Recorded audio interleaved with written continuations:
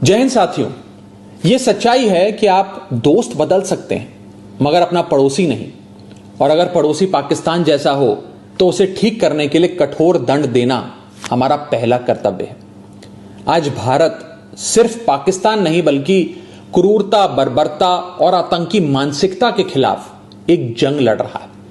हमारी सेना जिस अद्भुत वीरता और शौर्य से लड़ रही है उससे साफ है कि इस बार आतंकवाद का खात्मा होकर रहेगा। बस हम सबको अपने अपने ईश्वर, अपने अपने भगवान से सैनिकों की सलामती की दुआ करनी है, प्रार्थना करनी है और उनके परिवारों के साथ खड़े होकर उनका साहस और मनोबल बढ़ाना है।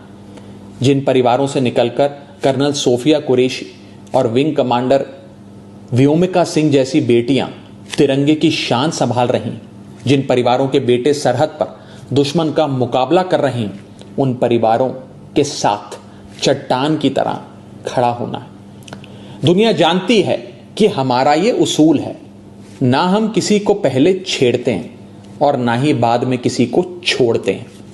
22 अप्रैल को पहलगाम में पाकिस्तानी आतंकियों ने जिस कायरता और क्रूरता से हमारे निहत्थे लोगों की हत्या की थी, वो मानवता के इतिहास पर एक कलंक की तरह है।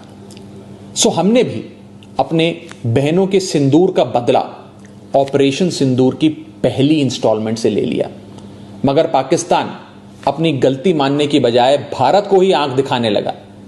उसने अपनी गलती स्वीकारने की जगह सीमा पर हमारे बेकसूर नागरिकों को और बच्चों को निशाना बनाने का आपराधिक प्रयास किया। वो भूल गया कि भारत जहां बुद्ध की धरती है वहां अर्जुन और भीम जैसे महान योद्धाओं की भी।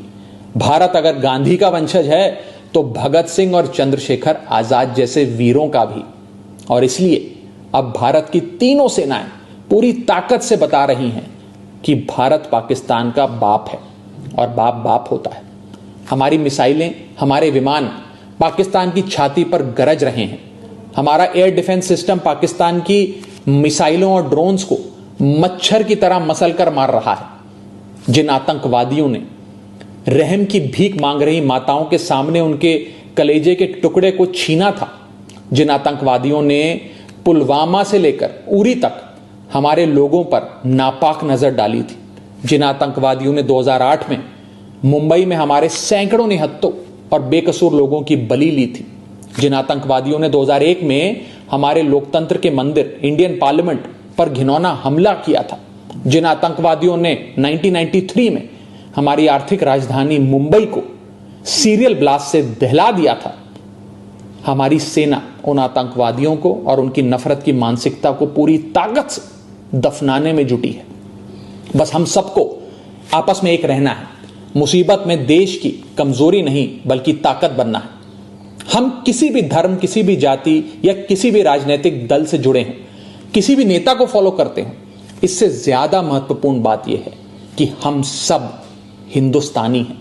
We are all Indians. अगर कोई हमारे देश और मातृभूमि की तरफ आंख उठाएगा उसका जवाब हम सब मिलकर देंगे। हमारी आर्मी, नेवी और एयरफोर्स पाकिस्तान को फिर से याद दिला रहे हैं कि ऐसे ही 1971 में उसको धूल चटाई थी, ऐसे ही पाकिस्तान के 90,000 से अधिक सैनिकों को घुटनों पर लाकर भारत ने नया बांग्लादेश बनाया था। ऐसे ही 1984 में सियाचिन में जब भारत के सैनिकों ने पाकिस्तान के कायरों को दौड़ाया था, ऐसे ही 1999 में कारगिल में हमारी सेना ने पाक के सारे नापाक इरादों को मिट्टी में मिलाया था।